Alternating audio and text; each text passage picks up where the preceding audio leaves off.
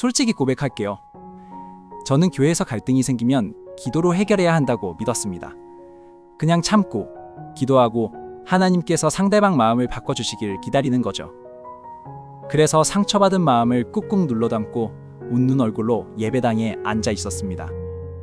그런데 시간이 지날수록 마음속 응어리는 더 커졌고 결국 그 형제를 피하게 됐어요.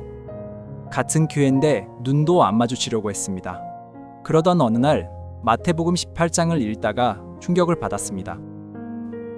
예수님께서 갈등 해결에 대해 아주 구체적인 단계를 말씀하셨더군요. 그냥 참으라는 게 아니었습니다. 기도만 하고 기다리라는 것도 아니었습니다. 예수님은 직접 가서 말하라고 하셨어요. 그것도 아주 명확한 순서를 정해주셨습니다. 여러분, 교회 안에서 갈등이 생겼을 때 어떻게 하시나요? 혹시 속으로 삭히면서 뒤에서 다른 성도님께 하소연하시진 않나요? 아니면 그냥 교회를 옮기시나요? 많은 크리스천들이 갈등 앞에서 성경적 방법을 모른 채 상처만 키우고 있습니다. 오늘 영상에서 예수님께서 직접 가르쳐주신 갈등 해결의 3단계를 알려드리겠습니다. 그리고 왜 이 순서가 중요한지, 우리가 흔히 저지르는 실수는 무엇인지도 함께 나누겠습니다. 이 말씀을 알고 나면 여러분의 모든 관계가 달라질 거예요. 시작하기 전에 아멘 댓글 한번 남겨주시고 구독과 좋아요로 이 축복에 동참해주세요. 하나님의 지혜가 여러분의 관계 속에 흘러갈 겁니다. 첫 번째, 우리가 흔히 저지르는 치명적 실수 갈등이 생기면 우리는 본능적으로 무엇을 할까요? 대부분 제3자에게 먼저 이야기합니다. 친한 성도님께 저 사람이 나한테 이렇게 했어요 라고 말하죠. 표면적으로는 조언을 구하는 것 같지만 솔직히 말하면 내 편을 만들고 싶은 겁니다. 내가 옳다는 확인을 받고 싶은 거예요. 잠언 16장 28절에서 이렇게 말씀합니다. 패역한 자는 다툼을 일으키고 말쟁이는 친한 벗을 이간하느니라. 여러분, 뒤에서 하는 이야기는 아무리 좋은 의도라도 결국 이간질이 됩니다. 내가 한 사람에게 말하면 그 사람은 또 다른 사람에게 말하고 어느새 교회 전체가 편이 나뉘어 버립니다. 저도 이런 상황을 여러 번 봤습니다. 처음엔 작은 오해였는데 뒤에서 이야기가 돌면서 두 가정이 완전히 등을 돌리게 된 경우를요. 예수님은 이런 인간의 본능을 아셨습니다.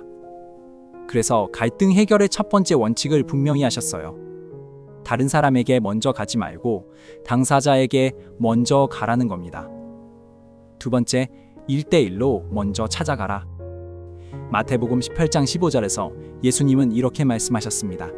내 형제가 죄를 범하거든 가서 너와 그 사람과만 상대하여 권고하라. 만일 들으면 네가 네 형제를 얻은 것이요. 여기서 핵심은 너와 그 사람과만입니다. 비밀리에 단둘이 사적으로 만나라는 거예요. 왜 그럴까요? 상대방의 체면을 지켜주기 위해서입니다. 공개적으로 망신을 주려는 게 아니라 진심으로 관계를 회복하려는 거죠. 저도 한번 이렇게 해봤습니다. 저를 심하게 오해한 집사님이 계셨어요. 제가 뭔가 잘못했다고 소문을 퍼뜨리고 계셨죠. 처음엔 화가 났습니다. 다른 사람들에게 제 억울함을 호소하고 싶었어요. 그런데 이 말씀이 떠올랐습니다. 그래서 용기를 내서 그분께 따로 연락드렸어요. 집사님, 저와 커피 한잔 하실 수 있으세요? 드릴 말씀이 있습니다. 만났을 때 제가 먼저 말했습니다. 집사님, 저에 대해 이런 말씀을 하셨다고 들었는데 혹시 제가 모르는 사이에 집사님께 상처를 드린 게 있을까요? 놀랍게도 그분이 눈물을 흘리셨어요. 알고 보니 제가 무심코 한 말 때문에 오해가 생긴 거였습니다. 그 자리에서 화해했고 지금은 정말 좋은 관계를 유지하고 있습니다. 1대1로 먼저 찾아가는 것. 그것이 성경적 갈등 해결의 첫 번째 단계입니다. 목표는 상대를 이기는 게 아니라 형제를 얻는 것입니다. 세 번째, 들으면 끝 하지만 안 들으면 다음 단계로 마태복음 18장 15절 후반부를 다시 보세요. 만일 들으면 네가 네 형제를 얻은 것이요. 여기서 끝나면 가장 좋은 시나리오입니다. 1대1 대화로 오해가 풀리고 관계가 회복되는 거죠. 이게 하나님이 원하시는 결과입니다. 야고보서 5장 20절에서도 이렇게 말합니다. 죄인을 미혹한 길에서 돌아서게 하는 자는 그 영혼을 사망에서 구원하며 다다한 죄를 덮을 것이니라. 갈등 해결의 목표는 승리가 아닙니다. 화해입니다. 상대방이 내 말을 듣고 인정하면 거기서 끝내야 합니다. 두고두고 그 일을 꺼내면서 그때 네가 그랬잖아 라고 하면 안 됩니다. 용서했으면 정말로 덮어야 해요. 베드로전서 4장 8절에서 이렇게 말씀합니다. 무엇보다도 뜨겁게 서로 사랑하라. 사랑은 허다한 죄를 덮느니라. 하지만 현실에서는 1대1 대화가 통하지 않는 경우도 있습니다. 상대방이 완전히 마음을 닫고 있거나 자기 잘못을 인정하지 않을 때가 있죠. 그래서 예수님은 다음 단계를 알려주셨습니다. 네 번째, 한두 증인과 함께 가라. 마태복음 18장 16절에서 예수님은 이렇게 말씀하셨습니다. 만일 듣지 않거든 한두 사람을 데리고 가서 두세 증인의 입으로 말마다 확증하게 하라. 여기서 증인의 역할을 이해해야 합니다. 이 사람들은 내 편을 들어줄 응원단이 아닙니다. 공정한 제3자입니다. 양쪽 이야기를 다 듣고 객관적으로 판단해 줄 수 있는 성숙한 성도들이에요. 신명기 19장 15절에서도 같은 원리가 나옵니다. 사람이 무슨 악이든지 무슨 죄든지 한 증인으로만 정할 것이 아니요. 두 증인의 입으로나 세 증인의 입으로 그 사건을 확정할 것이니라. 왜 증인이 필요할까요? 첫째, 내가 혹시 잘못 보고 있을 수 있기 때문입니다. 갈등 당사자는 감정적이 되기 쉽습니다. 객관적인 시각을 가진 사람이 사실 네가 좀 과했어 라고 말해줄 수 있어야 해요. 둘째, 상대방도 여러 사람 앞에서는 좀 더 진지하게 생각하게 됩니다. 1대1에서는 무시했던 문제도 증인들 앞에서는 다르게 느껴지거든요. 제가 아는 교회에서 이런 일이 있었습니다. 두 장로님 사이에 사업 문제로 심각한 갈등이 생겼어요. 1대1 대화는 완전히 실패했습니다. 서로 목소리만 높이다가 끝났죠. 그래서 담임 목사님과 또 다른 장로님 한 분이 함께 자리를 만들었습니다. 두 분이 중재자 역할을 하면서 양쪽 이야기를 차분히 듣고 성경 말씀으로 권면했습니다. 결국 두 장로님 모두 자기 잘못을 인정하고 화해하게 됐어요. 증인과 함께 간다는 것은 내 편을 늘리는 게 아닙니다. 하나님 앞에서 진실을 밝히고 화해의 기회를 한 번 더 만드는 겁니다. 다섯 번째, 그래도 안 되면 교회에 알려라. 마태복음 18장 17절에서 예수님은 마지막 단계를 말씀하셨습니다. 아니 그들의 말도 듣지 않거든 교회의 말하고 교회의 말도 듣지 않거든 이방인과 세리와 같이 여기라. 이 단계는 정말 마지막 수단입니다. 1대1 대화도 실패하고 증인들의 권면도 거부할 때 쓰는 방법이에요. 교회 전체가 알게 된다는 것은 그만큼 심각한 상황이라는 뜻입니다. 여기서 교회에 말한다는 것은 소문을 퍼뜨리라는 게 아닙니다. 교회의 공식적인 권징 절차를 밟으라는 거예요. 당회나 공동의회 같은 공식 모임에서 이 문제를 다루라는 겁니다. 고린도전서 5장 12절에서 13절에서 바울은 이렇게 말합니다. 레인들을 판단하는데 내게 무슨 상관이 있으리오마는 교회 안에 있는 사람들이야 너희가 판단하지 아니하랴. 레인들은 하나님이 판단하시려니와 이 악한 사람은 너희 중에서 내쫓으라. 물론 이 단계까지 가는 일은 정말 드물어야 합니다. 대부분의 갈등은 첫 번째나 두 번째 단계에서 해결되어야 해요. 하지만 예수님께서 세 번째 단계까지 말씀하신 이유가 있습니다. 끝까지 회개하지 않는 사람이 교회 공동체를 해치도록 내버려두면 안 되기 때문입니다. 이방인과 세리와 같이 여기라는 말씀은 포기하라는 뜻이 아닙니다. 더 이상 형제로서 교제하기 어렵다는 인정입니다. 하지만 그 사람이 돌아올 기회는 항상 열어두어야 합니다. 예수님께서도 이방인과 세리에게 복음을 전하셨잖아요. 여섯 번째, 이 모든 과정의 목표는 화해다. 여기서 정말 중요한 걸 짚고 넘어가야 합니다. 이 세 단계는 상대방을 심판하려고 있는 게 아닙니다. 처벌이 목적이 아니에요. 화해가 목적입니다. 에베소서 4장 15절에서 이렇게 말씀합니다. 오직 사랑 안에서 참된 것을 말하여 범사에 그에게까지 자랄지라.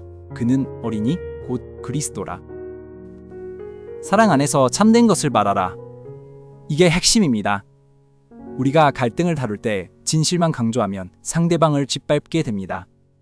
반대로 사랑만 강조하면 문제를 덮어버리게 되죠. 둘 다 필요합니다. 사랑 안에서 진실을 말해야 합니다.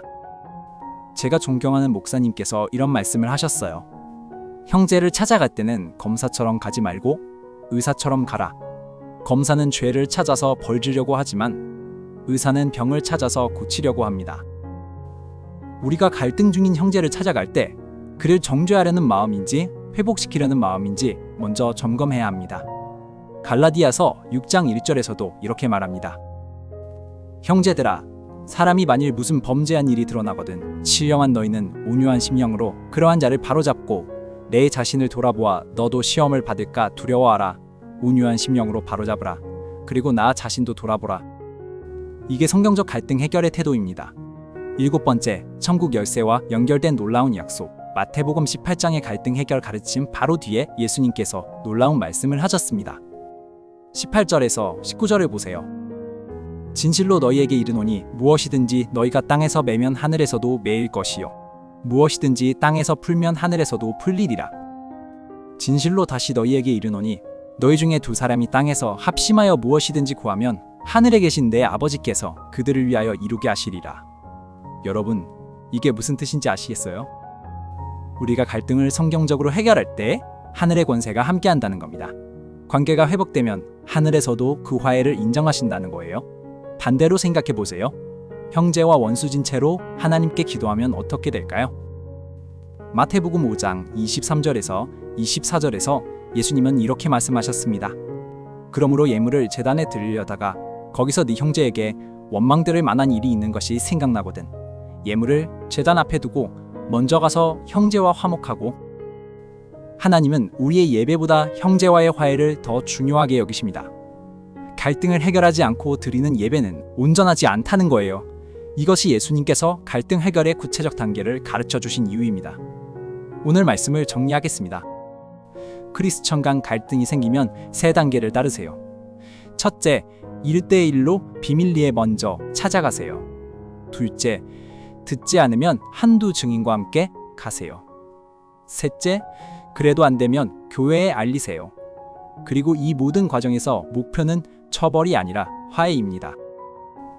사랑 안에서 진실을 말하는 겁니다. 지금 여러분 마음속에 떠오르는 사람이 있으신가요?